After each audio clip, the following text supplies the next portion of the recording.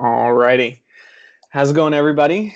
This is Kevin from Athlete Factors, and this is podcast episode number 6, I believe. I'm here with my longtime friend, Mandy. What's up, Mandy? How's it going? If y'all couldn't tell, Mandy's from the South. Can you already tell? That was quick. Yeah. That was quick. So, Mandy Wray, soon to be Mandy Para. Nice. Para. I may have to learn to roll the R's. I think I'm okay without it, though. Ugh. Like that? No, I still can't do it. Yeah, still can't do it. I'm just a para until I can get it better. That's all right.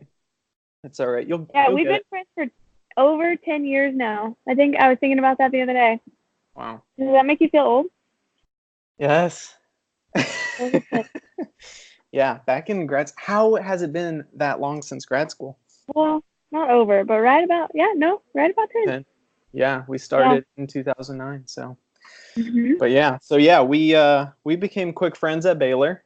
We're working out together. We're discussing schoolwork, discussing other funny people in our classes a lot of times, and cracking jokes, being immature.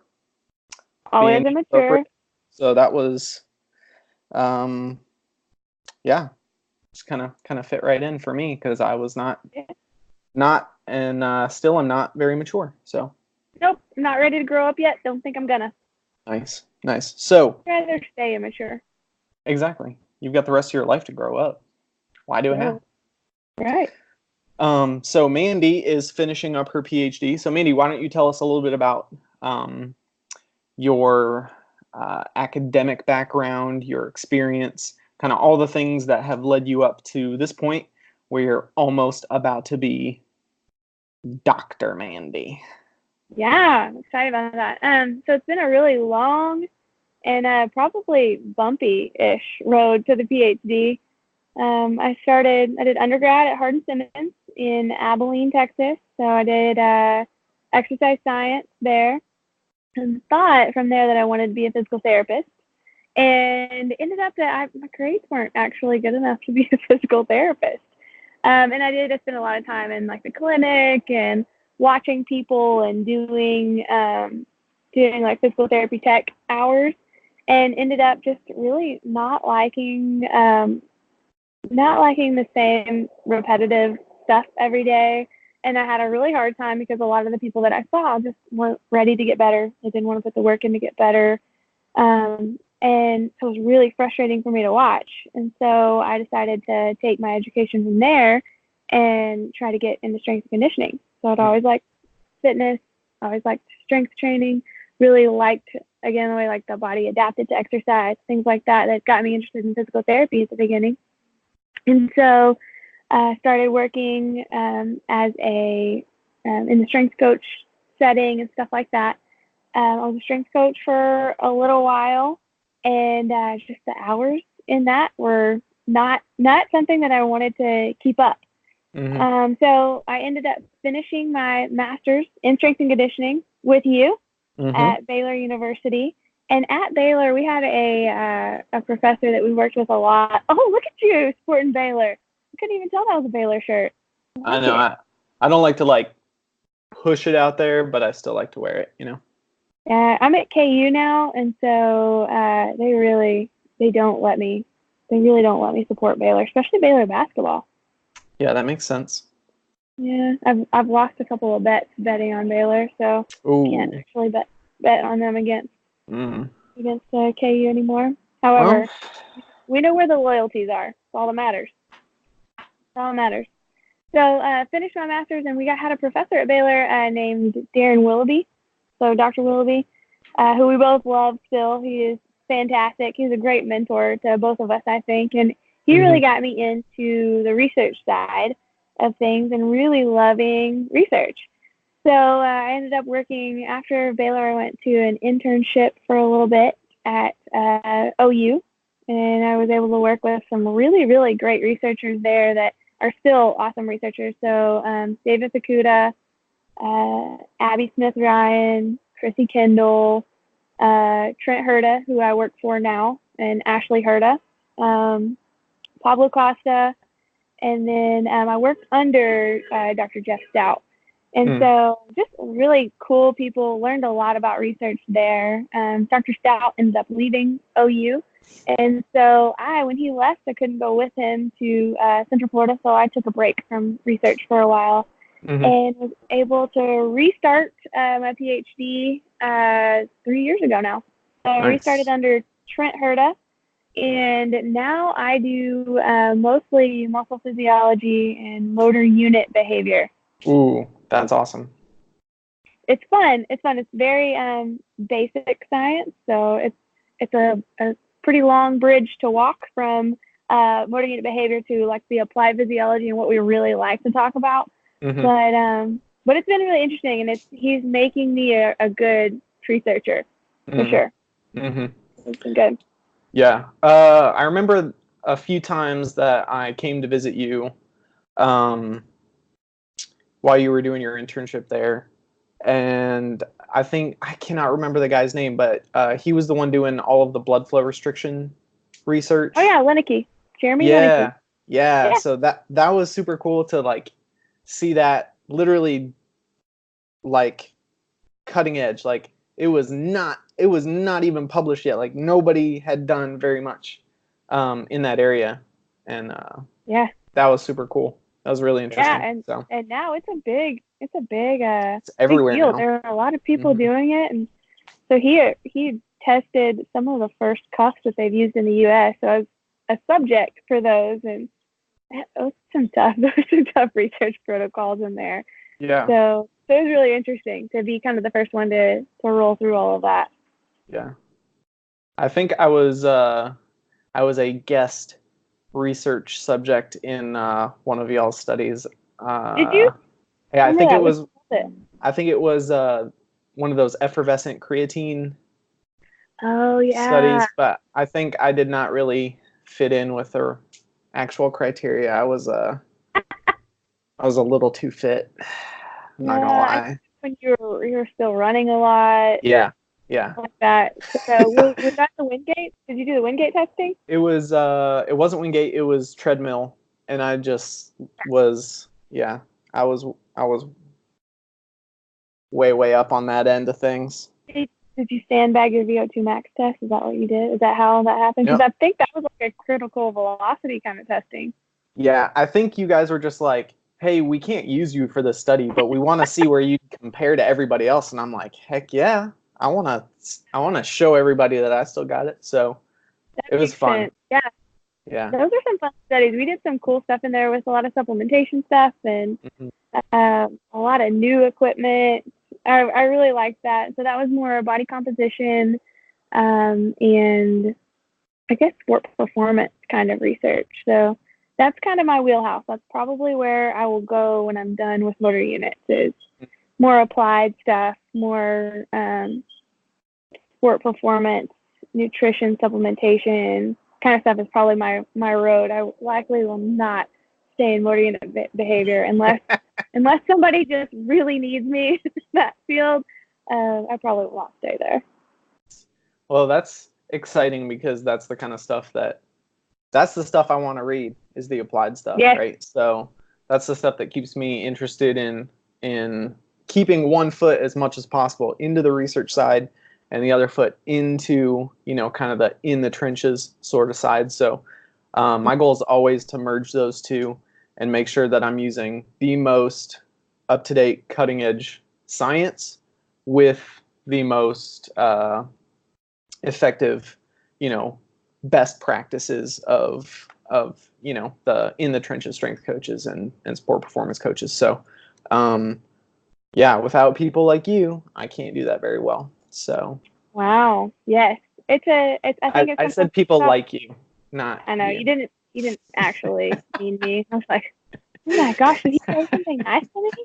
What is happening? Yeah, it's tough. I think that we see a lot because we have an applied physiology lab, so we get to see some of the really cool stuff, and we're actually starting to use motor unit behavior in a lot of really cool ways. We've got somebody from another lab that's merging with ours right now that is doing dehydration, so passive dehydration. Oh, wow. And then looking at how that affects motor unit behavior. So I think that's going to be a really exciting study to see. Yeah, the implications for that are going to be super interesting for combat sports, for any sort of sport where like weight is an issue. So that'll be really interesting. A lot of endurance athletes are like constantly worried about weighing too much, and they'll wait till like, 2 or 3 days before race day to like make some sort of change. So it ends up being dehydration. And yeah, so that's really interesting. That's cool. Yeah, I'm excited for it. And thankfully, I'll probably have to be a subject. So thankfully, it's passive dehydration. The last study that we did was active dehydration, and not my favorite protocol. It's not my favorite. So what's an example of a difference between passive and active dehydration as far as the protocol goes?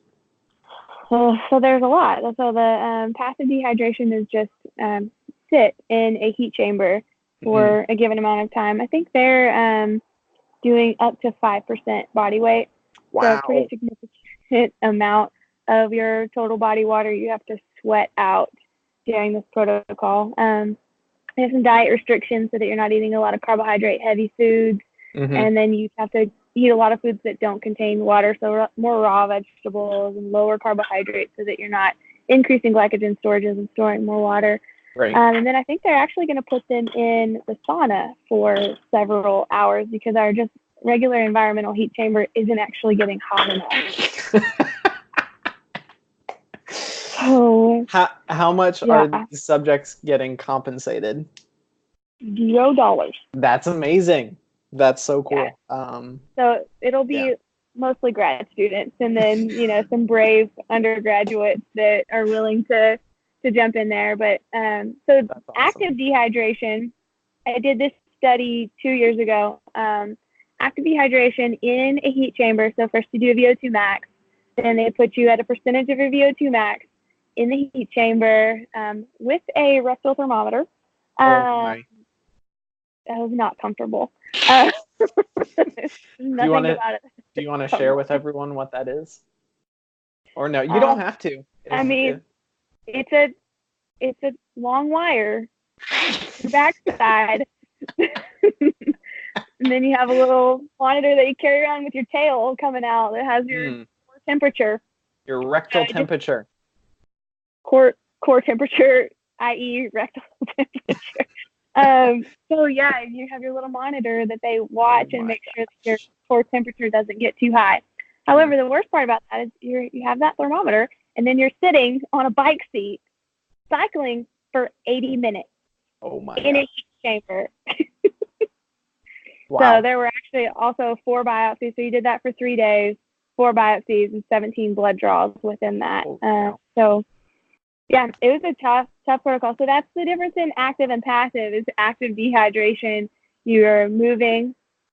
Passive dehydration, you're sedentary, obviously, and not exercising. But with the passive dehydration, we can control for things like muscle damage and stuff like that may be happening during active dehydration. We're not seeing muscle breakdown. We can take a better look at what's happening with inflammatory markers. They're going to look at TNF alpha, things like that, to see what's going on with inflammatory cytokines as well.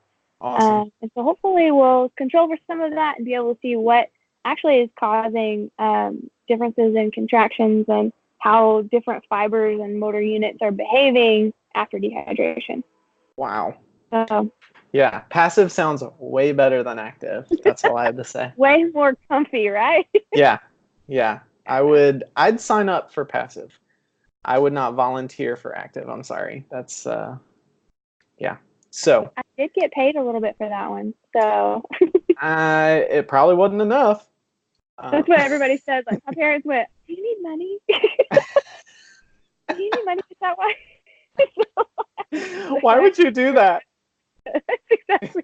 But it's not that bad. Somebody's gonna have to volunteer for mine too. So. Wow. Yeah, you gotta. You're paying it forward, so that hopefully people will volunteer for yours. We will see. We shall see. Yes. Awesome. So, Have you always been really passionate I mean, you mentioned that Willoughby kind of got you into it, but have you always been really passionate um, about diving into subjects like this, like taking a deep dive? Is this the sort of thing that like gets you up early in the morning? Because I'm sure you're in the lab, before normal waking hours, before normal class hours, and you're probably staying late. You're probably working weekends. So what is it that gives you the drive and energy to continue doing that? Man, it's just exciting stuff. I mean, when you think about, I think that you and I are big on thinking long term about what you're doing and if what you're doing healthy long term. And I think that even from a young age, I enjoyed exercise, I enjoyed movement, I enjoyed helping other people understand all of those things. And so, because it's something that I love learning more about it. You know, I love diving deeper into it every day and studying and knowing different aspects of it. So I know that long term, I knew from a young age that long term the exercise is what I wanted to do, and I wanted to know as much as I could about it.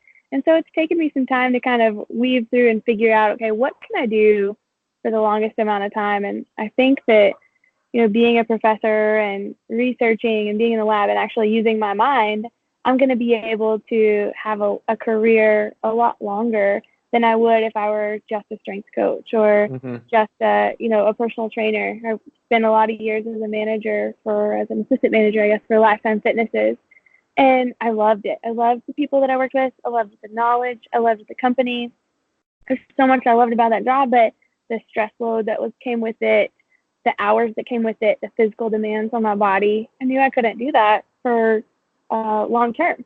So, so I knew that I had to, figure out, better ways to take care of my body emotionally and mentally and physically, and then continue to do what I love to do. So really research was a great way to really stay involved in it. And I can teach for a long time. You know, we have some guys on staff that are in their 80s, early 80s. Wow. That are still teaching and doing a great job. And they do a little bit of research, but they're still impacting young people. They're still teaching about exercise. They're still current on, the literature. And, it's just a neat place that, like I said, you can do forever. And so I think I love that. And then I also love just helping people understand their body, how their body works, how they're going to be healthy long term, and then finding new ways and discovering new ways to help people to get involved with their own health and stuff like that. So I think it's multifaceted of why I get up in the morning. During grad school, you really have to remember that. I think you have to continually remember your why, continually remind yourself of like, why am I doing this stuff? Sure. Why am I still doing it? Yeah. So it becomes a definite a grind, a definite grind during grad school. We're close to the end.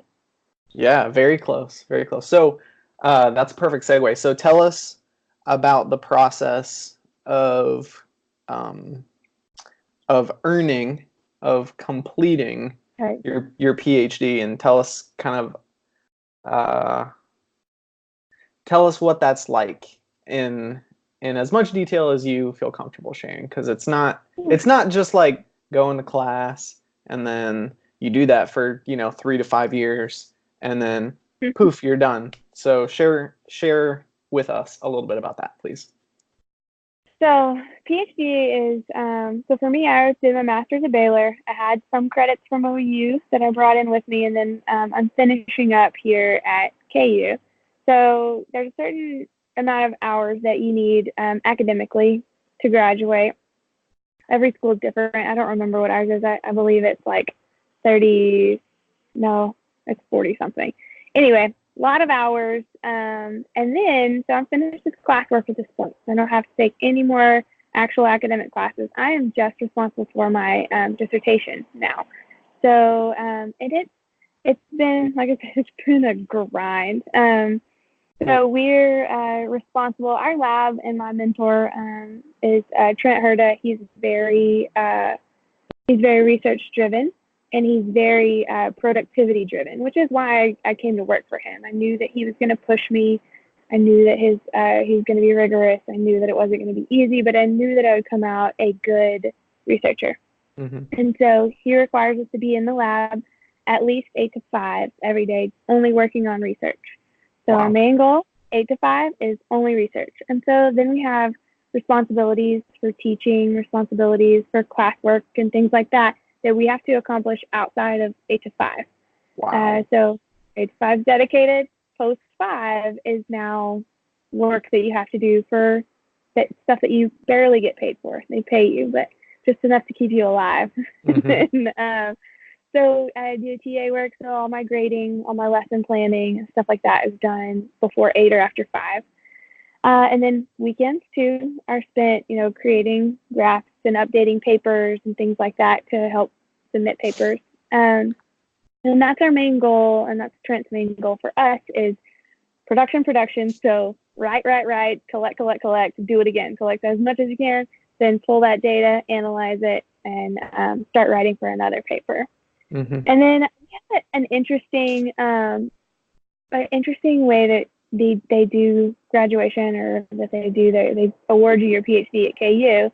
I think it's a European model, if I'm not mistaken. I don't know how as much as how other places do it, but we have one paper that we defend, and so you have to collect all this data over the first 3 years, and I guess I have 3 right now that are in review, and one of those 3 is one that I use for my comprehensive exams, Mm-hmm. and so comprehensive exams you defend that paper. So you break it apart, you explain it to a committee of several professors, you talk about it, and then they question you over it. So they spend some time intensively diving into that paper. Why did you do this? What does that tell? Does this actually contribute to the literature in a positive way? Is this novel? Stuff like that. So they question you, and that's your comprehensive exam, it's your oral exam. So after that, they say yes or no, you get to move on. And after that, you propose your dissertation to them. So your dissertation is three separate papers that you will Wow. send after that. So I'll start that dissertation process and just propose to them, and I'll start that data collection immediately now for my last year. And so I'll defend those 3 papers at the end, and then at the end of that, they'll say, here's your PhD, or nah, try again. Wow. I think people have no idea what it means to defend. Like, you're essentially in the specific topic that you've chosen to research and study, you're basically the world's expert in that specific topic. So when you're defending, it's people who have done a ton of research and who are probably, in theory at least, smarter than you, who are trying to rip your work to shreds and question you. Good. Exactly. Yes, because they want to be able to put their stamp of approval on you and your ability to conduct research and your ability to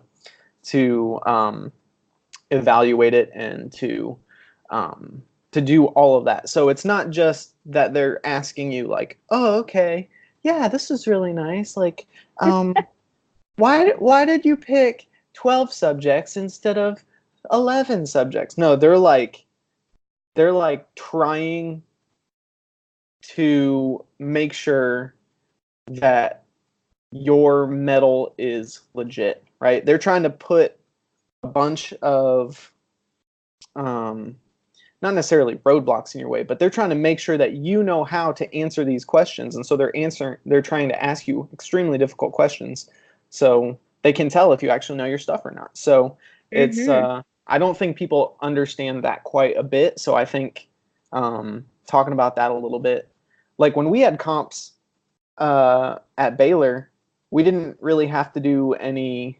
If you passed the written portion, then you didn't have to do any oral defense. Right.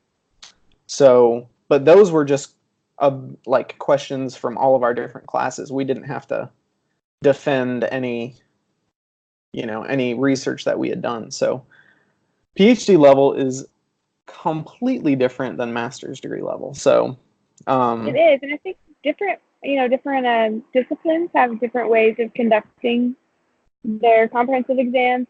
Things like maybe psychology and stuff like that are completely different the way that they're set up. And Mm-hmm. I think that people, or maybe even like the School of Education sets up their comprehensive exams very differently than this. And I think because we're in such a scientific intensive program, it just, they really, really try hard. And some of the best minds in science were in my room. I had Dr. Andy Fry in my comp defense, and I loved having him there. He was just there for support rather than to actually question me. But it was nice, nice to have him there. But some of these great, people that have been researching forever, great minds in exercise science research were there, and they're, first of all, you're nervous because what are they going to ask me? But second of all, like, are they going to ask me something that I'm not going to know? And then, this is 10 years, the culmination of 10 years of work. And are they going to say, like, yeah, we don't feel comfortable graduating you at this point? Oh, so yeah, it was that's very a scary stressful. thing. Very, very stressful. I can imagine. I remember having a conversation with a couple of the PhD students when we were at Baylor, and they were talking about how they were planning on taking like beta blockers and stuff like that when they defended, just to bring down their heart rate a little bit and not be quite as anxious. And I was like, man, I can't imagine having to think about that level of stress to be like, okay, in order for me to do this, because like the rest of my life is kind of riding on it, I'm gonna have to figure out how to get some beta blockers. Like, I was How like, am I going to chill myself out? yeah. But I mean, the pressure is on at that point. Like the stress is real. So yeah, it was definitely real. I slept so hard this week. I actually defended on Monday. So I was done and stress rode for a few more days. It stayed pretty high, but finally this weekend I was like, oh my gosh, I remember what being rested feels like. So yeah, I was ready for a nap after we all finished comps. I can't imagine having to defend that way though. So so what are some of the things that you really like about the academic side of XPhys or research? What are the things that you really like, and what are some things that you are not a huge fan of? It's a tough question. So the things that I really like are, I love the science end of it, and I think that it's not there's so much about exercise science that everyone who feels like they've exercised before or feels like they've lost weight before or whatever thinks that they're an expert right now. And it's kind of an expert epidemic. And I think that's my biggest frustration with it. So we've got that going on already that, Well, I Mandy, recycle a few times and I'm not an ecologist. Anybody can start a podcast and claim to be an expert. So, and bring on guests to talk about research. So, yeah. And like anybody can have an Instagram page and like be Insta famous. So I think give absolutely false information and make people believe it. And it's hard for me. So I say, I use the teeth brushing analogy all the time, but my newest one is like, I recycle. So I'm obviously an ecologist. So you should ask me about greenhouse gases because I know.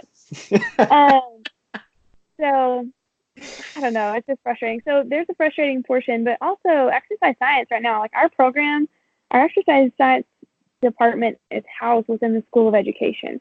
And as we know, education does not have any money.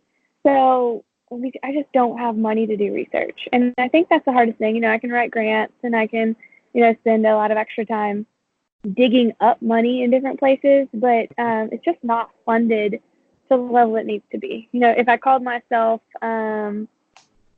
bioelectrical engineering, which is exactly what I am at this point, right? My defense was over pretty much electrical engineering. Your body, that is run by almost electricity. So I do this with electricity from my brain to my muscle. And I measure the amount of electricity that is being, the amplitude of that electricity that results in the contraction. So I'm bioelectrical engineering pretty much. But if I were housed within bioelectrical engineering, Mama would have some money. Because I'm in the School of Education, we just don't have any. So I think that's my biggest frustration is just that the funding isn't there where it needs to be. it's a health science, it's a life science, but it is not funded that way. So, so maybe I guess that's two frustrations. What I love about it is that it's applicable to every single individual on Earth, right? Like you can take this, you can take it to your parents, you can take it to your kids, you can take it to anybody and help them and directly apply it to them on some level. Whereas if I were studying astrophysics, the study of, gases on Jupiter or whatever, I can't, it's really hard to build that bridge, right? Mm-hmm. To get to well, how does that impact me? Right. So that's what makes me excited about exercise sciences versus kind of some of the frustrations with it. Gotcha. Well, that's very interesting. Yeah, it can be really difficult to work in a field where people who have absolutely no education or practical experience are all of a sudden influencers, and people are like, okay, well, this guy's got a rockin' bod, so obviously he knows things that these people over here who actually went to school for it must not know. So instead of asking them, what is the actual scientific theory behind these claims, it's, I want to look like that guy. So, or that girl. Yeah, exactly. So, yeah, where do I give you my money? And then, so that can be extremely frustrating. So, the good part about that is there is a silver lining. We have the opportunity to stand out against people like that in the industry and say, you know what? That's baloney. And here's why. So you're wrong. Exactly. But even that, that's super frustrating. I know guys like Lane Norton, and I believe I saw a couple posts by Jeremy Lineker a couple years ago where he was just calling out those waist trainers. Yeah. And so he was funny. And yeah. The rap too. Yes. He really likes when it goes out. That was it. So I saw posts that he was doing. I forgot if it was on Facebook or whatever, but he was calling these companies out saying, this claim is false, and here's all the research why. This claim is absolutely ridiculous, and you should never say it because it contradicts your original claim. So you're contradicting yourself, and there's all this baloney, and it's just buzzwords, and but to do that all the time is exhausting, I'm sure. And then it takes a job. Exactly. So I totally understand kind of the frustration that other people in the industry have with that, because it's man, if you take all your time to point out everything that people are doing that's incorrect, then people are going to be like, wow, you're just to steal a line from angry. Yeah, exactly, to steal a line from South Park. Why are you so jelly? So yep. Well, yeah, and if you're willing to post pictures of yourself mostly naked online, obviously you're an exercise scientist. Yes. But I just can't get on board with that either. So it's a tough industry, but I think it's an important industry, and it's important that people like you are speaking up and making an impact and making a difference, and it's starting to disseminate truth from posers.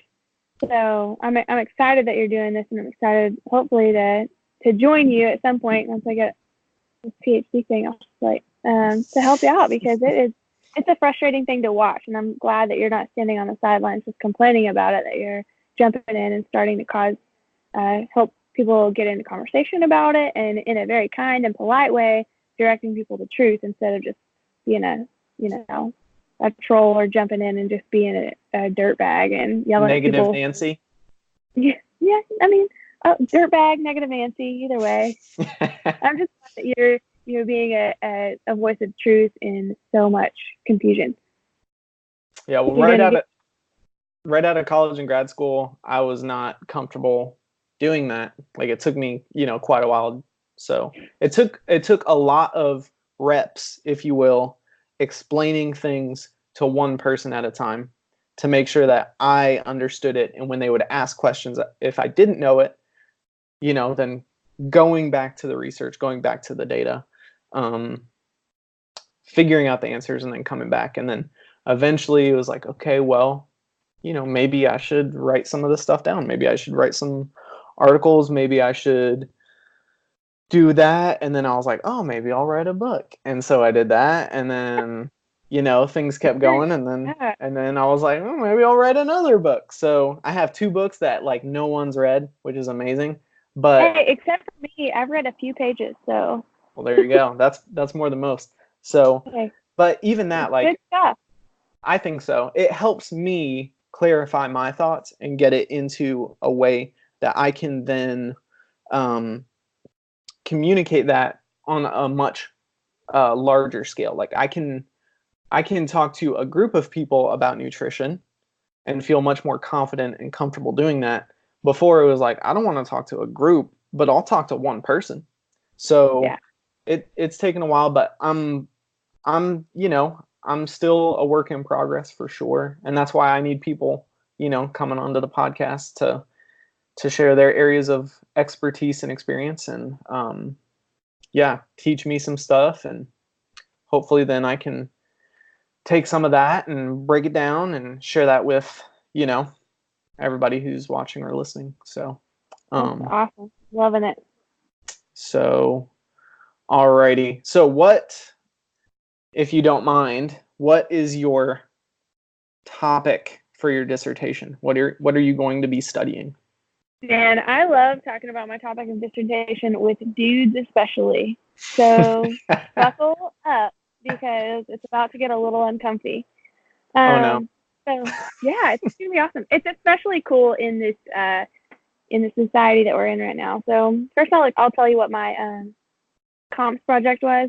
Mm-hmm. And that was the validity and reliability of the precision decomposition 3 algorithm, which is the sensor and the decomposition algorithm that we use to look at motor unit behavior on the muscle. So it's the surface of the skin EMG sensor that breaks down that EMG, so that squiggly line, right, that you see, into individual waveforms. And we can tell the amplitude, so was it small, was it large? Small amplitudes typically correlate with type 1 muscle fibers. Large amplitudes typically correlate with type 2 muscle fibers, right, the higher force muscle fibers. So stuff that's recruited at very high intensity contractions, heavy squats, max vertical jump, plyometrics, stuff like that. Those small motor units are those type 1 fibers are normally used in like long distance running, postural aerobic, stuff like that. So kind of just a little background on that. So now, building on top of that, somewhat, I started noticing in my data that there was a strong difference in males and females in these contraction intensities. So now my next, my project for my dissertation is going to be sex-related differences in males and females at a low intensity and high intensity contraction, and then during a fatiguing contraction as well. So, and then the last one is going to be differences in females throughout the menstrual cycle. Wow. So, some really cool stuff. So, what I noticed preliminarily is that at a low contraction intensity, so like 10% of your max effort, right? Low contraction, males and females are about the same. So, at low effort levels. High effort levels, when we get upwards of like 70% maximal intensity, and I'm looking at this through isometric muscle actions of the leg extensors. Right, so at high contraction intensity, males have larger amplitudes in the higher contraction intensities than females. So, meaning that males probably, well, we know males have more type 2 fiber area than females, right? And their muscle sizes are bigger, right? Obviously. So, here's what I'm saying. Is that obvious, though? Yeah, a lot of people would argue with that, Mandy. I'm not one of them, but a lot of people would. Well, so we actually have data on that too. We have sex differences in males and females of sedentary males and females, and what we found is that these very sedentary people, the males and females, had very similar muscle sizes and very similar action potential amplitudes. Now you take trained males and females who both train at high intensity, have been training for years on end, things like that. Now we look at differences at their same contraction intensity. So I do my max effort at 70%, and then I do a tracing at 70%. You do your max effort, and then do a tracing at 70% of that. Your accidental amplitudes are going to be higher, are going to be larger than mine. Just because of, so here's the cool thing is I can say men are stronger than females. Well, we're strong, physiologically stronger, right? Andy. It's a physiological fact. That is what is physiologically, if you train and I train, you're going to be stronger than me because you have more type 2 muscle fiber area, because you can recruit more higher threshold motor unit. And probably has to do with testosterone, and I actually have some data collected on that, and I would love to see if testosterone correlates with those higher threshold motor units. So I've got all the blood, got all the data. I've actually got force plate data of them jumping too. So I'm excited to dig into that. Maybe I'll take that to my next position, but I think that would be cool. Yeah, that's really interesting. And then see if there's some theories out there that females are stronger at different parts of the menstrual cycle. I'm going to test that and see if it's achievable. Gotcha. Yeah, I first was kind of introduced to that idea a couple years back at the ISSN National Conference when they had it here in Austin. And Dr. Sims, I cannot think of her first name, but she is like the expert on female hydration and performance throughout the menstrual cycle. And like, I just sat there and listened to her talk for like an hour, and I was like, I don't understand any of this. This is crazy. Yeah. And she's just like, we have to know this, because the assumption is like, if like the assumption might be like you have to schedule all of your competitions. Like I think she was working mostly with like CrossFit athletes, and maybe not mostly, but the case studies that she was explaining were on CrossFit and then endurance athletes. And I think up until that point, they were scheduling their competitions and races around certain times in their menstrual cycle, which were actually not beneficial. Yeah. But the assumption was like, okay, well, this is the best time. And so I thought that was super interesting. I still follow her on Instagram. I was trying to look her up so I could just so I could find her name, but I couldn't find it. Yeah, there's a lot of Dr. Sandra Hunter has a lot of stuff on that.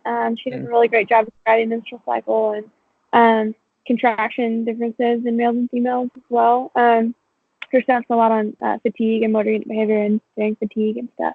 So she's a good one.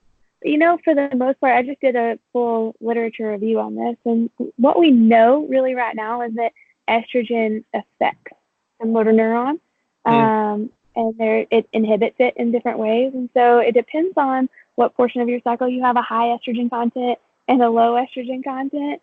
And so that's really going to affect the motor neuron in different ways. Hi, buddy. Thank you. That's very sweet. I just got a kiss. How nice. It's so sweet. That's incredible. I know. So anyway, we don't know enough about it, and you know, even my mentor, like I'll start talking about it and telling him what I want to do, and he's just like, I don't know. Nobody really knows, so go do it. Yeah, go find it out. So right now, I feel like I keep saying that I'm a menstruation expert. Congratulations. Thank you. I feel very important. Yeah. Do you have any questions about your cycle, particularly? I can't think of any right now, but I appreciate you offering to answer them. If I ever have any, best believe you will be the first person I ask. What's super interesting with all that is I try to follow politics a little bit. I try to follow just like cultural trends, and because I care about academia, I hear fairly often in the news things about, especially in departments like education or the less STEM related fields of study, I guess. So if it's kind of outside the realm of science, then especially hard science, then the trending theory is that there are no differences between men and women. So it's when I hear that, I'm like, is this for real? Like, do people actually think that, or is it like within a specific realm of study that they're talking about, like in this specific thing there are no differences? Because for sure that could be the case, but because all I've known from a very young age has been athletics, I'm like, right.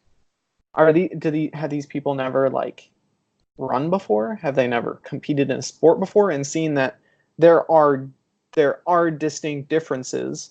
Yes, there's a ton of overlap. And like, so I follow this this lady on Instagram. I can't remember it. I'm awful with names.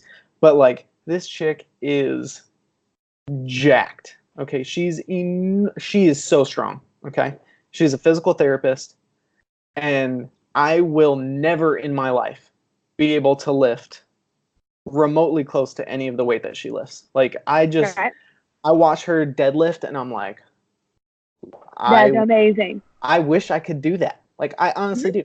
I'll never be able to do that. But I am fairly confident that there's very few women who could beat me in an 800 in a half mile. Like, now it's different because I don't run, but like when I was at my best, there were very, very few. So it's like, and I wasn't even that great at the half mile. So that's the thing. Oh, come on. Don't be humble. I mean, I was not like world class. Let's put it that way. I was decent. So I mean, I was good, not great. Whatever.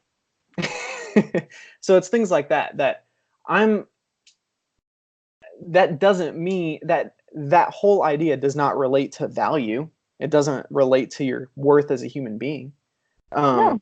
It just, there are differences, and when we understand those differences, then everybody progresses. Everybody does better. So I think that's super important to learn.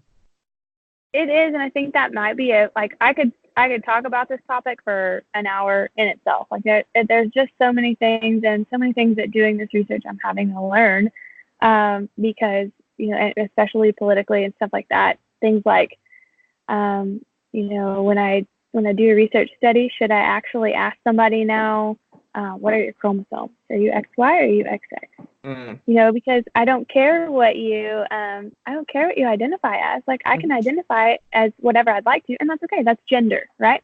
You can identify as whatever gender, and that's okay. I accept you. I love you. You can be what you want to be. That's fine. But as a scientist, I want to test your physiology, and to test your physiology doesn't what you feel like in here doesn't matter what's expressed in your genetics. So when you have transgender, you have all of those sorts of things that are, again, those are biological, and that's a completely different thing. And the percentage of the population that has that, very small. So, you know, as we get into academics and have to look more at stuff like that, it really gets tricky. And I think, you know, I am a woman. I identify as a woman. My genetic makeup says that I'm a woman. And there are things that I get to do that you can't do. I get to have babies, right? You don't get to. Sorry. No matter how much you try, no matter how much you want to, you don't get to grow a baby inside you and have it. You get to do a lot of other cool things too. You're physiologically stronger than me. Good for you. It doesn't make you better than me. I get to have babies. Exactly. Does it make me better? No. Well, it's kind of a superpower. Like that's kind of a big deal. Yeah. So, and again, this is my opinion from, you know, living as a woman for 34 years of my life. I don't know how old you are. You can ballpark it. You just don't want to know. You would have to math it because I'm a few years older than you. So, you know, living that way, that's my perspective. That's my channel. I'm tuned into that, and that's how I feel. There are other people that feel differently. Totally respect that. But again, we have to think of it from a scientific point of view and not a psychological point of view. That's a totally different realm. So, yeah, I could talk on this for hours, probably. Yeah. And it could get messy. That would be something that would be interesting to have someone with a different viewpoint on to visit about too, because I think we probably agree on it mostly. Yeah, no, that's the thing. I love having discussions like this with people that I like. I'm planning on having a guy come on and talk about things that I literally don't know anything about, which relate to being able to access nutrients from specific seeds and nuts. And so, like, if you don't sprout them, then you're missing out on certain nutrients, or your body is going to have issues absorbing certain nutrients, something like that. It's stuff that I don't know. So I want to bring him on so I can, so I can ask him about it, because I literally don't know. Yeah. But then I'm also planning on bringing on someone who has a very, very opposing end of the spectrum viewpoint on that topic. And I'm excited to, exactly, like I'm not a huge fan of debate in this setting. Like, I love debate. I love it. This, I just want to learn as much as possible. So I don't want like shouting matches. So I don't plan on doing any sort of debating here where I bring on multiple people and say, okay, ready, fight, that sort of thing. Right. But that's just not your style too. Like, you're not somebody that would enjoy that at all. No. That would make you highly, highly uncomfortable. Uncomfy. Not comfy. Still not comfy. Still not comfy. Yes. Yeah, so, you just wanted to be friends, okay? Yeah. For the most part, that's true. So, yeah, so we'll transition a little bit here. Okay, I'm starting to lose battery, so I may have to start wrapping up quick. Okay. All right. So I don't see an outlet for me. Awesome. So how can everyone understand research better? Just in like 10 seconds or less. Go. Understand research better? Yes. I think that getting with a friend and or someone who knows research and going over articles, like find a small community that you can do research articles together. That might even be something cool that you do. Is we do this in my classes. So the classes that I teach, I'll bring a research article to them, or I'll send it home with them, say, read this, go over it, and then let's come back. And so it's usually an article that that you wouldn't think the outcome, you could spin it. And so what I would do is I take that research and I spin it in bro science terms. So I'm like, based on this article, I should never have branched chain amino acids, right? They're not good for you, yes. right? Yes. They're like, yeah, this is true. This article says branched chain amino acids suck. You should never have it. I'm like, or I'm an equal opportunity employer, so like, yeah, that's that. This says the branched chain amino acids suck. So I wanted to go dudes and girls with that. So anyway, then I'm like, actually, that's wrong. Let's look at the research design. So then we dig into the research design. Then we dig into the outcomes and the p-values. And then we find that, that it wasn't an appropriate training intervention to elicit a response. What? So you're telling me that an article that was peer-reviewed and so on and so forth didn't have a good research design? Yeah, I am. Because I don't know who reviewed it. Hopefully, somebody good, but somebody could have let their grad students review it or something like that. So there are research articles out there with not great research, not great publication ethics, stuff like that we have to keep in mind. So break them down with somebody that knows about research and understands the research process, and then read it several times before you start to formulate your own hypothesis. And then remember, what the conclusions say or what the statistics say are the answer. Don't try to broaden it. Right? Yeah. Keep it within the scope of what the researchers say. Yeah, that was more than 10 seconds, but. No, that was good. That was good. So, just in case we lose you here, how can people find you? How can they follow you? How can they reach out to you if they have any research-related questions? Easiest way to find me is probably on Instagram. I'm on Facebook. Instagram is starting to transition into less personal stuff right now. It's pretty good mix of personal and educational stuff. And it's Iron Lily, IRON_LILY is my Instagram handle. So it's probably the easiest. You're fine. So that's so cute. An Iron Lily. Iron Lily. Yes, it is. Awesome. So what is a piece of advice or a quote or something that you consider extremely important that everyone needs to hear who's listening? There's several. I have several different, depending on different phases of your life. So one of them that I like right now that I think about a lot is just fight, grind, repeat. Fight, grind, repeat. So it's just, I know that it's for a short amount of time. I see the light at the end of the tunnel. I know what I want, and I'm going to go get it. So just fight, grind, repeat over and over and over. So I think about that a lot when things get hard and when I hate, getting up and going to work and working for someone else for another day and doing someone else's research and, doing a lot of things that are not ideal and I don't want to do. I know there's a means to it. I know there's a purpose for it. So fight, grind, repeat.